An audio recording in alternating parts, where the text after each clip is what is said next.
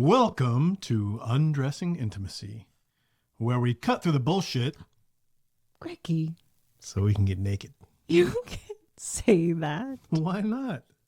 How would you say it then? Well, maybe more like, welcome to Undressing Intimacy, where we undress emotionally so we can undress physically. That's exactly what I said. Not sure what the problem is.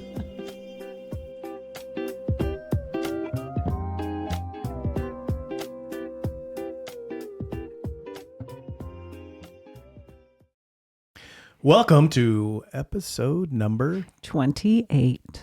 We're so excited to be with you. We just spent 4 fantastic days at a retreat.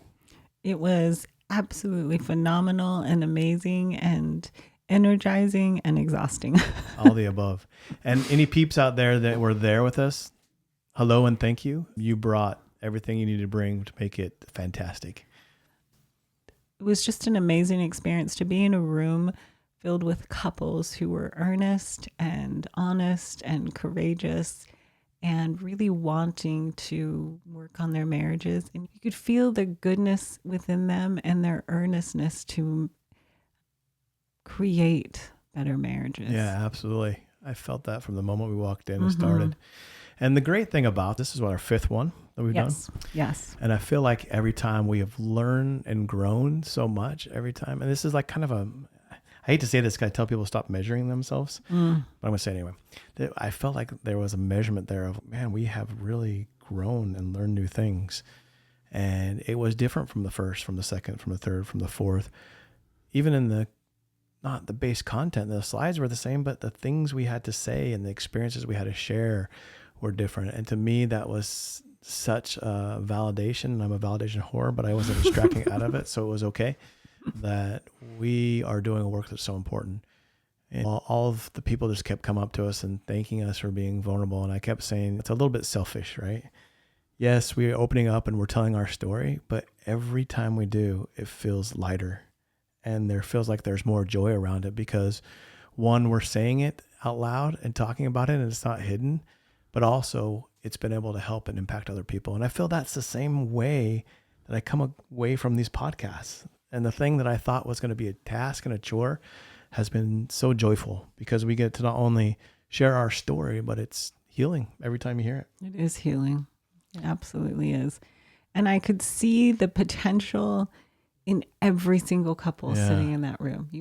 I could see it and I could feel it. And I think there's just a lot of power in that capacity. Like, you're almost there. Yeah, I could genuinely say, like, you're going to make it. I know. Let's just keep going. I agree. And each couple has this unique flavor and combination and complementary balance. And it's almost so cool just to see, oh, yeah, I see why those two are together in a couple. Yeah, it's very cool. There were a couple of things, takeaways that I thought were very interesting. I told Amy we wanted to talk about, things that even surprised me. And the thing that surprised me most is we went back to our slides that we were talking about and we couldn't find this on there. And I thought that was the case because when I heard what she said, I literally made her stop. You did. I said, wait a minute, go back. We got to talk about this again. Because it was said in a way that was so different than I'd heard it before. And I was pretty sure it was different. Going back in the slide helped me think that it was because it wasn't right there on the slide. That really caught me off guard, but it made such a poignant point about relationships that I thought we would share. So it was on the session we were talking about all that good stuff. We were talking about, we'd gotten over the let's have communication stuff when we started getting to sex, right? We're into the desire and the intimacy and the eros. And Amy said something along the lines about how we truly identify true intimacy and desire. And it caught me off guard. Do you remember what you said? Not exactly, but the essence of what I said is intimacy is what we choose to bring to our spouses, our hearts, our desires, our minds, and how we choose to bring that through our words, our actions, our choices, our intentions. And our intimacy is how we choose to bring that, not what we're trying to get or extract from our spouse. And I think it was really poignant because there's a lot of questions around this all the times. It's the one we get the most. Well, we do things very similar, but one of them is needy and it's not true intimacy and it can even be damaging. And that's kind of where we've gotten stuck because you can see that. And so we've gotten so guarded because there is that danger of it. And the other one's so not, but what we go about it is not that all that different. And the thing that caught me and made me stop Amy was the phrase that she talked about. It's what we want to bring to our partner. We want to go and bring this and be with them in this and take it to them. And it really stopped me in my tracks. I'm like, oh, there you go. A true definition that we can use of what is true intimacy. Because when we have all these sexual desires and all this things that we're calling eros, and we're trying to be intimate, but it's not leading us to be closer, or we don't want to bring it to our spouse, but we want to hide it and keep it for ourselves, then it's truly not true intimacy. It's a true sign that anxiety is taken over, and we're trying to use this thing called intimacy and sexual desires to buffer against the anxiety of life. So often I see clients who misinterpret anxiety for their sexual desires or misinterpret anxiety as their sexuality. And I think the real difference is whether you're trying to extract or possess or control or lower that risk that is inherently part of two people becoming one. And true intimacy or sexuality is never trying to take or control or get something from anyone. It is really about being willing to bring this raw, vulnerable, open self. And it's 100% certain your spouse will be different than you. Yeah. And so as you bring your desires, your heart, your mind, your soul, you can 100% expect that your spouse will be in a different place. And so intimacy is not, we have to be the same, but here is me and I am choosing you. That's where it struck me, because when we take it to our spouse to solve or take care of it, that's not bringing it to them to be part of and inviting them into. And that's the other part of it, right? So we often find that when it's coming from an anxiety place, we want to solve it. We want it to get rid of it as quickly as possible because it's anxious, right? And so I have this sexual desire that's built up, and if I don't get laid tonight and don't have an orgasm, then I'm going to be miserable because I have this pent up energy that needs to be solved. Mm-hmm. And that's what really struck me, because we've been talking about, and we've been really toying with this idea for a while since we met with Tammy Hill about what it looked like to change that paradigm of what sex really is. And this struck me again, that when we're going into it to really try to solve it or get rid of it or make it go away line. Or to finish it, I think that's anxiety talking. That's saying, I have this desire and pent up feeling I don't know what to do with. And it's the anxious thing. When you're going into it to bring and co-create with one another, then that's when it's true intimacy. And we had a lot of conversations. I think if I was going to say one of the themes in this last retreat was co-creation. Was how do you look at this in a way that comes from both partners and comes from a place where you can co-create and find happiness and peace and joy with each other, instead of one person saying, hey, let's go do it over here. This is all the things we need to do, or you need to solve this for me. It's true co-creation. Yeah, intimacy or eros meaning the life force, the vibrancy, the life energy. When we use the term eroticism, that's what we're referring to, is that life energy and force. And when sexual intimacy becomes about just solving an arousal or getting to a finish line, that is really an anxious behavior. That is not a connecting, communing, intimate behavior. And so to tolerate the anxiety of bringing yourself to this vulnerable space and being willing to be with another is sexuality. And sexuality is far more generous. It is far more willing to give and receive and be open. Dr. David Schnartz says, Eros is not about the merging of two people into one. And this is what anxiety wants. It wants to merge two people into one. You need to be like me, or you need to solve this for me. Yeah. It is about the interplay between two whole, read whole again, meaning complete, whole, differentiated individuals who can tolerate the anxiety of true intimacy. So instead of trying to solve the anxiety of it, they're willing to step into it themselves. Passion in marriage is not sustained by neediness, he says, but by the strength to stand on your own while being fully engaged with your spouse. And I feel like that standing on your own, that's the intimacy part, saying, this is me, here I am, and I am bringing this to you. And I'm not asking you to be the same. I'm not demanding that something be solved here. I'm not asking you to perform in a certain way or get to a certain finish line. I am entering this space with you and willing and open to collaborate with you in it. Absolutely. We talk a lot about the adult playground, right? And finding things that we enjoy together. And I was in my men's session with them, and I'm like, you need to take a stick of dynamite and blow the shit out of your playground. Just destroy it. Destroy it to pieces. And take a bulldozer afterwards and come and push it over into a ditch and bury it. Okay, but he's not saying you should do that to your sexuality. No, I'm not saying hide your sexuality there. I'm saying these thoughts of this playground, like if my wife would do ABC, I would be fulfilled in my sexuality. So I've built all these places. My wife would wear ABC. Yeah, if she'd wear this, if she'd touch me like this, if she would kiss me here, if she would do this position, all those things that we've created in our minds as spontaneous desire of people, like it just comes to us, right? And so we're good at building this. Blow it, push it in a ditch, bury it.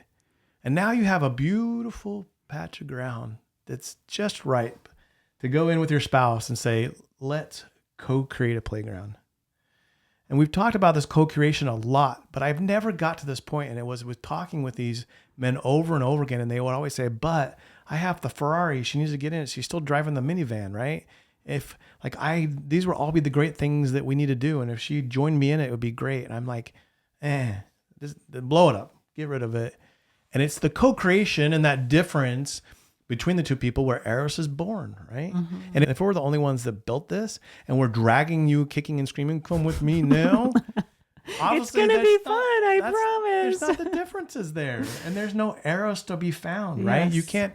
You can't build Eros out of that because you're needy and it's the anxiety against speaking and you haven't co-created. So I say the key word for the last 4 days in our retreat was co-create to me. Mm.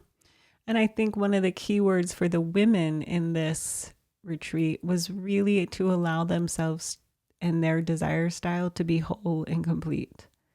Because so often women who tend to be more responsive, which means they have to be in a sexual context that they desire long enough for sexual desire to show up, right? They have to be in arousal long enough for sexual desire to show up. And so many of them were feeling broken and as if they needed to look like their spontaneous husbands. And why couldn't they have these big elaborate dreams or fantasies? And yet once they got to the actual sexual desire with their spouse, things went really well, but they still felt broken because their path getting there looked different. And they had a lot of anxiety around that. And so there was just a lot of relief saying, no, you're built this way on purpose. And the difference between the two desire styles is a perfect difference that allows there to be this pursuit and pursuer, this giver and this receiver, this person who starts the fire and the one who is the fire to be lit, right? Yeah. I'll light you up, baby. You need both of those. They're very complementary if you can actually stand in the truth of what you are and kind of face the anxiety of that. Yeah. And let me give my dear women friends out there that are listening a little encouragement and warning. So post the women's breakout session, I was able to coach a couple. And just as Amy was talking about, it was a complete relief for this woman to say, oh my gosh, I'm not broken. She was almost in a celebratory, like, yeah. I am okay. I am not broken. My sexual desire is not broken. This is what should be. She was so relieved. There was a weight taken off her shoulders. But the warning that I want to put beyond there was right behind the relief was resentment. And it came flying in. And that poor husband got to sit there for a few minutes and just let that resentment come out. And that's normal, right? Because now you're like, all these years you've been trying to fix me. I'm not broken. All these years you've been trying to change me, and I'm just okay. And if you would tap into this co-creation with me, we could have this wonderful sex life. But you were so anxious and so needy that you wouldn't allow that to do me, and you just try to fix me. And there was true resentment. And the key thing behind it is I said, don't push that away. Don't bury that resentment. Sit in that resentment. Feel it. Understand it. You're voicing it to your husband right now, and that's great. Not for him, but I mean, eventually it'd be great for him, but it was very uncomfortable for him at the moment. But the key is don't bury that. When that resentment comes up, you need to address it. You need to sit in it. You need to understand what it is. And if you can do that for a little while and then start unraveling where that's coming from, eventually you can overcome the resentment that comes from, I've been pushed all these years to do something and it wasn't me that was broken. You can resolve it. But if and when they come, please do not push them down. Please make sure you have a way of communicating with your spouse that you have these, because if you do that, then that's going to destroy the relationship. And remember, resentment is a sign that you've given someone else ownership of what is yours. So in this case, as often happens, one spouse will give up their style of sexuality and try to become the same style of sexual desire as their spouse. So a spontaneous spouse might try to become more responsive, or a responsive spouse might try to become more spontaneous, thinking that they are broken or something is wrong with them. And when that happens and you give your sexual desire over to your spouse and say, okay, I have to be like you and you need to take care of me and do this, that does create resentment because your sexual desire is yours. Even in a responsive desire, as it takes time to access that through arousal, it's still yours. And so the more you take ownership of this is my style and I'm not broken, and we have lots of room to be able to collaborate with our two styles, that eases up the resentment and allows there to be co-creation. I know it wasn't overnight, and there probably wasn't one or two or three or five things that did it, but how do you help some of our more responsive desire folks? What was that like for you, like when you went through it, and how did you discover that, oh my goodness, there is sexual desire within me and it looks so different than Greg's, but that's okay? So I really think, as a responsive desire person, that this change happened within me as I was being coached and learning and reading and starting to understand that my style of sexuality and sexual desire was 100% legitimate.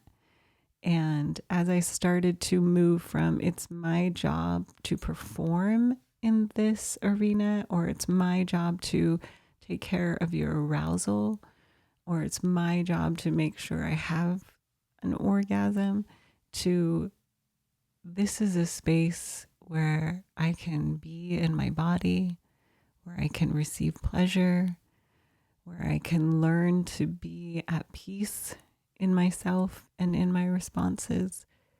That's really what changed. Being able to see it was never my job to solve anything of yours, that I wasn't at all responsible for that. And that taking time to be in arousal was exactly how I was wired as a person. It was really, truly how so many women are. And if we were both in the same desire style, there would actually be like competition. Yeah. So I think there was acceptance of myself, of my style, learning how to receive from you, learning that this was a place that I could receive, because in so many other places, whether it was, with kids or family or business, it was about work. And that this wasn't work. A couple of things that's just even talking to me that stir emotions in me and make me think. watching you go through that was quite amazing, but confusing all at the same time. Mm-hmm. And I think I kept getting it wrong. I could see that you were making changes, but I kept going back to the evidence will be when she looks like me. Mm. The evidence will be when her desire is like this spontaneous thing where I walk the door and she drags me to the bedroom, rips off my clothes, and does me. Like, that's when I'll know that I've truly been chosen. So it took a long time for me to understand the progress that was happening and what it really looked like. And that was what was going to ultimately be what I wanted. Because as a spontaneous desire person, we have all the concepts of what eros, sexual intimacy, desire looks like. We have a playbook of it. And it took me a long time to realize that it was the differences that caught us on fire. And that the changes you were making inside you were going to bring the ultimate thing that I wanted. And not that's what was important, because I wasn't trying to manipulate that.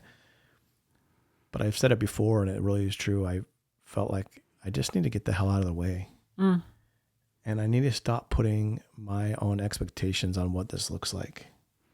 And I needed to stop putting expectations on how I had to show up. Yeah. Because that's the only thing we knew. Like, we only knew that hot, fiery, passionate sex looks like this. Because Like that's the only thing that TV you sex. see, right? And so when you're like, it's not happening like this, then she's not choosing me. She's really not making a choice. And so many of my spontaneous friends are so just tied up on, I just want her to choose me. Because ultimately, I think any decent human being that's spontaneous, that's the root of it. That's the fire we're trying to get to. And all this other stuff is smoke. And when we get down to it, if you ask them and they're truly honest with themselves, we're just asking to be chosen, but we don't even know what that looks like. We're so confused around what sexuality is and what it looks like. And then going back to looping this back to the very beginning, we've tied this conclusion around our anxiety sexuality to be true, pure sexual desire, intimacy. And so we know we have an anxiety that needs to be filled, and it can be actually filled in a short period of time when we actually go through the motions. But when we finish, we're like just empty as before, if not even more.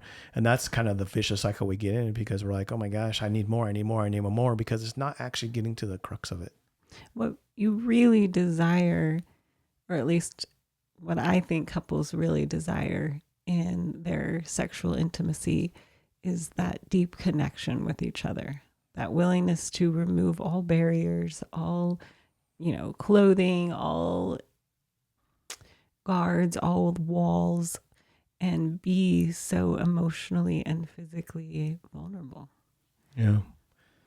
And even, we've been doing this for years now, right? And yeah, we've come a long ways, and it's nowhere near what our sexual relation used to be. You wouldn't recognize the two if you walked in the room and saw them side by side each other. It would these don't belong together, right?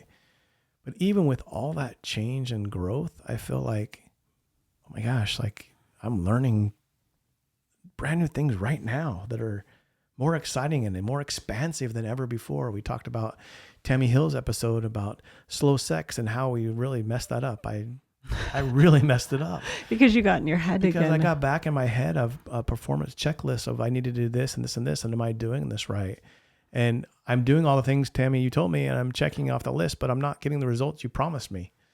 And it got to me back to that place of trying to perform in a certain way. Because it's not about outside things. No, and it's not about performance. It's not about performance. It's not about being in your head. It's not about having a pre-constructed playground with Step A, step B, step C, right. Orgasm, boom. Or step A, step B, step C, no orgasm, but you feel great. That's what Tammy was telling us.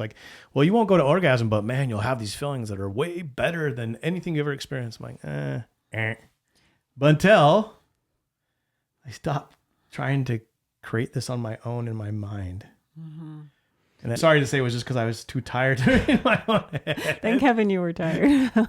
And so it just happened in my body, and it was co-created to the two of us. And I'm like, okay, that's what it really is. Being tired allowed you not to be in your head.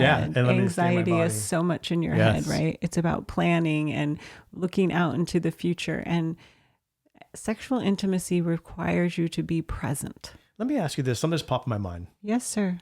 Does the anxiety try to get you to a resolution? Is that what it's really literally trying to do? Resolve something? Anxiety is trying to solve. So that just kind of struck with me because you're right. That was a key sign. I was trying to get to a resolution or a solution. It's always looking forward and like trying to We got to solve this, or predetermine we got to solve that. Because variables or how's it's going to go, lay out a plan, like disaster preparedness in the future, right? Which that's why it's not bad. Like it can drive you to do good things, right? It can be productive if it is encouraging you to move where you don't. Yeah. Maybe.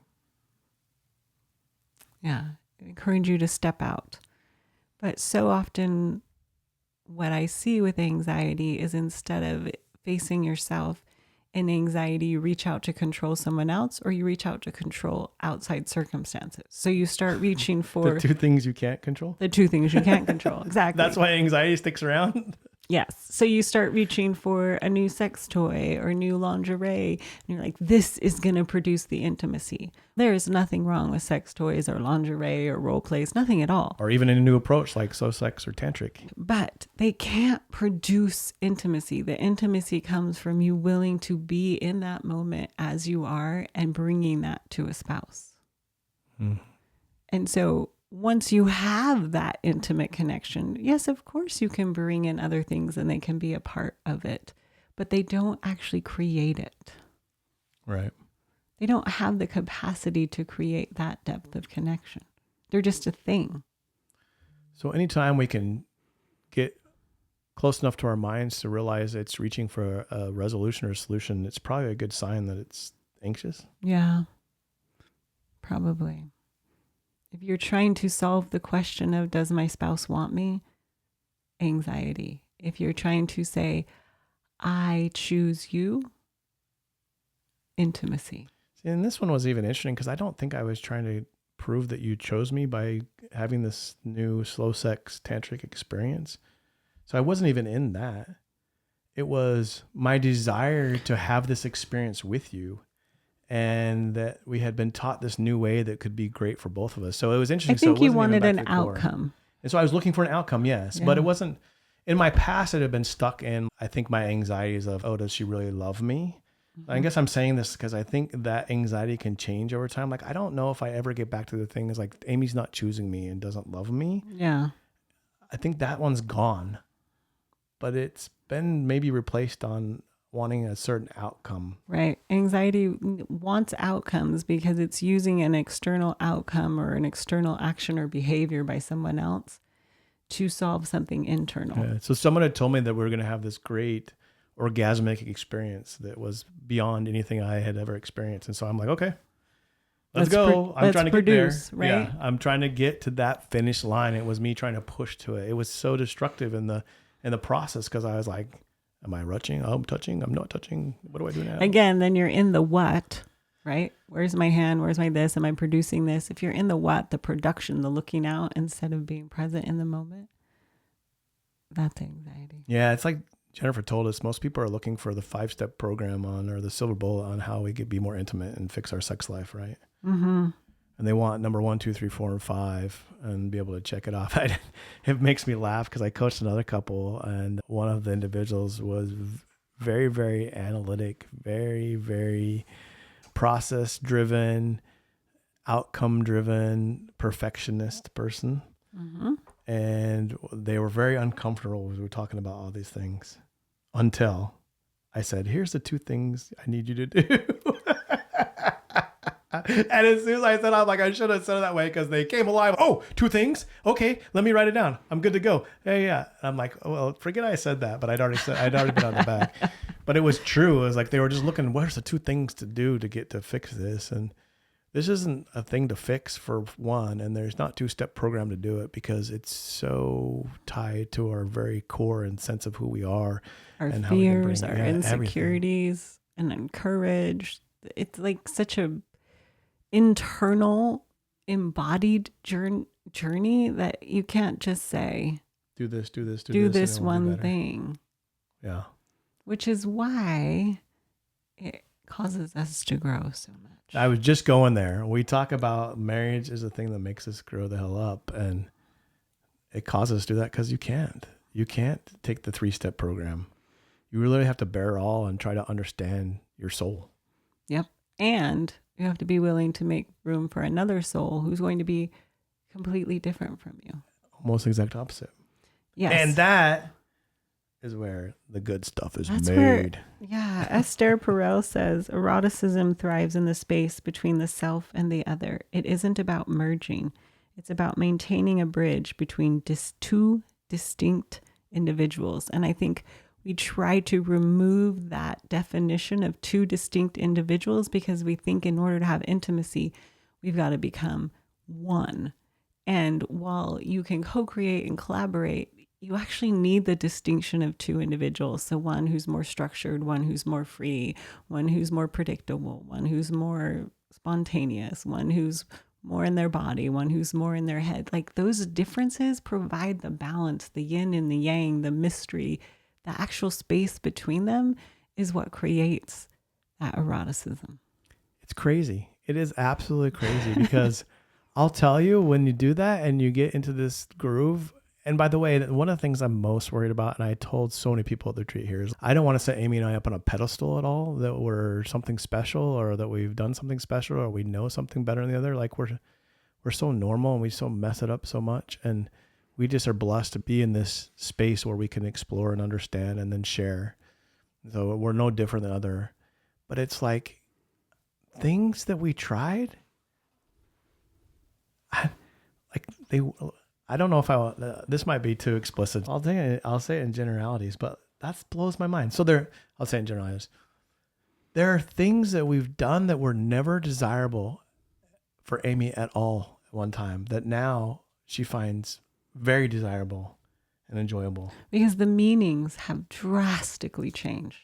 And when you change the meaning, but it's a physical part of your body. Right, but how you experience that physical part of your body is so different with a different meaning. It's like that a light switch, like we turned it on and whoop, that works. Where the hell was that light switch all this time? But when it's work, you can't get to that meaning that is desirable. Yeah, so I need to get out of my head and not try to figure it out. But what I'm trying to say is that when you become intimate and actually are willing to be exposed to each other and willing to go and work in a co-creative way, things we tried for years and years and years and years, and I had just kind of said, "Oh, it's never going to work." So I'm okay with that. I was like, that light switch came on, and I'm like, "Holy cow!"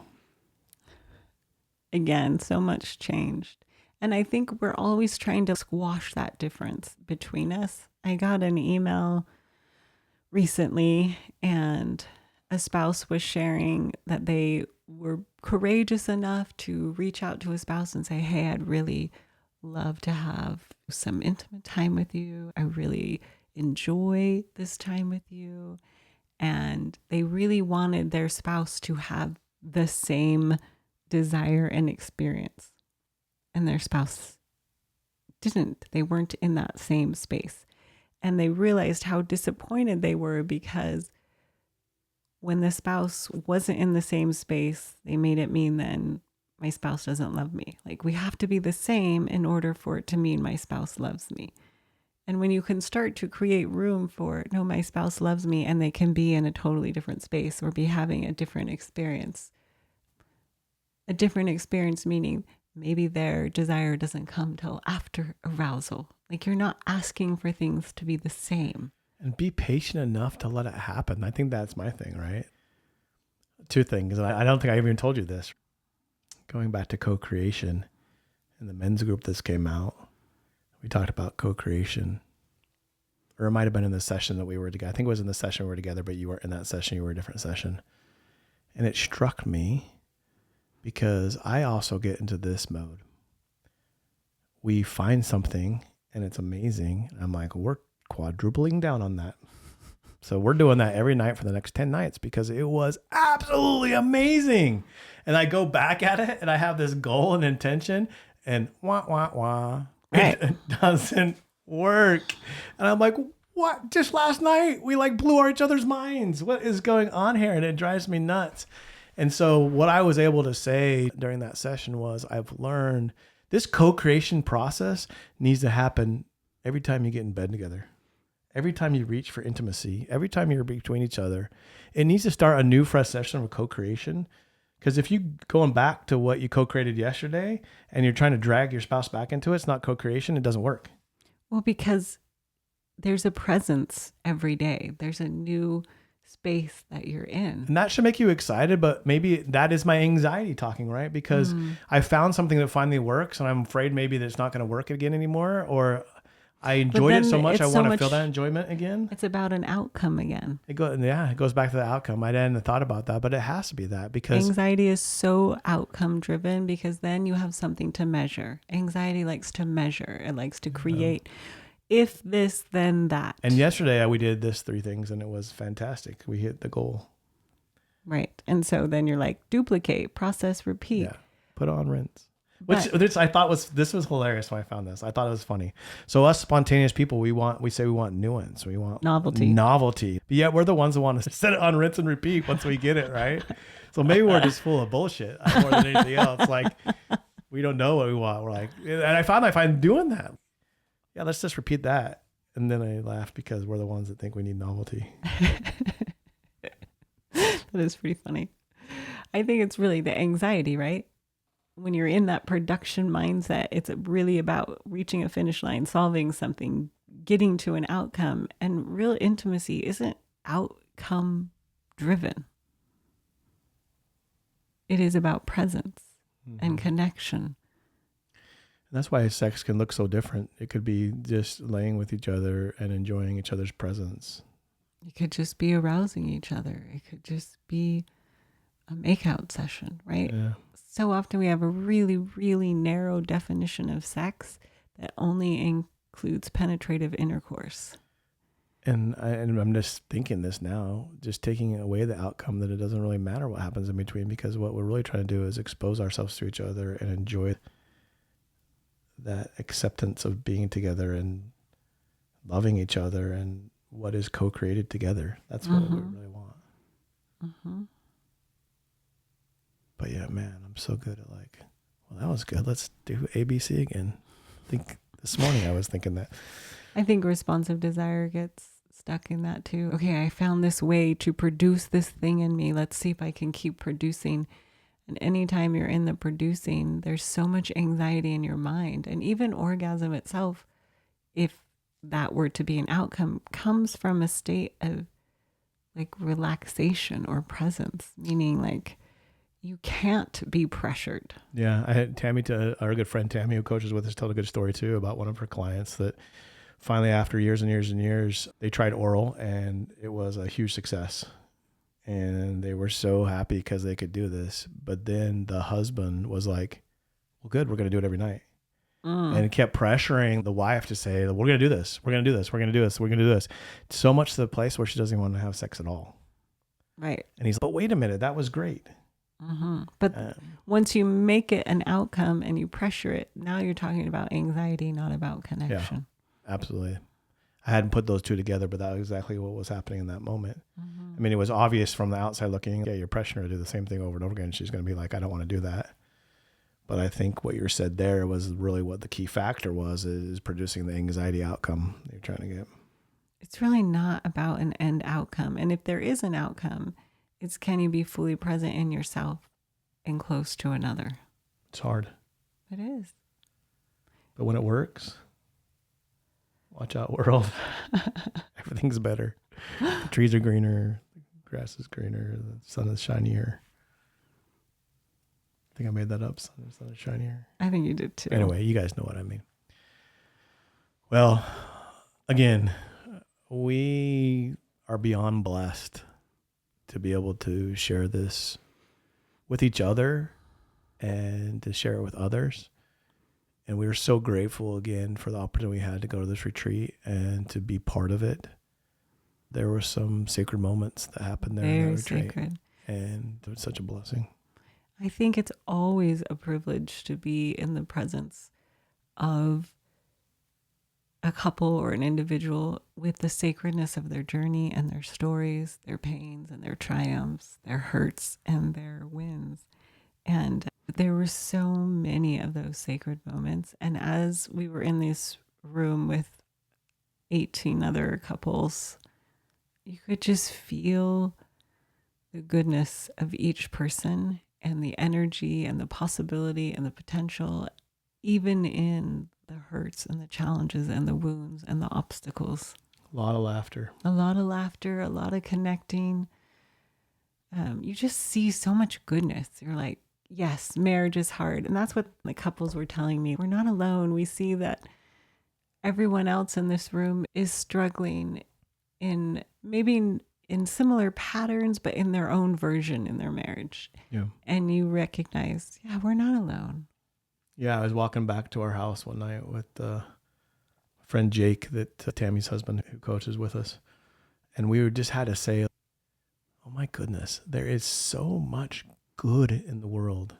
We were in a room full of good, pureness, and there's got to be tons of it out there. And because if we can gather 20 couples and have that, it's got to be out there. But yet all we hear about is the terrible, the bad, the awful, the ugly.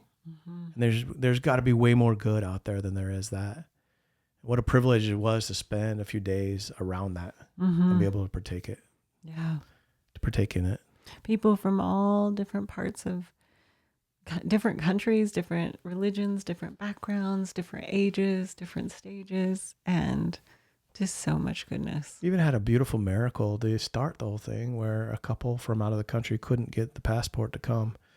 Instead of asking for their money back, they said, please go gift this to somebody. I don't think God could have picked a better couple to bring to this retreat than the couple that I got to come, because this other couple from out of the country was so generous with the gift. We started off just with that generosity that meant so much.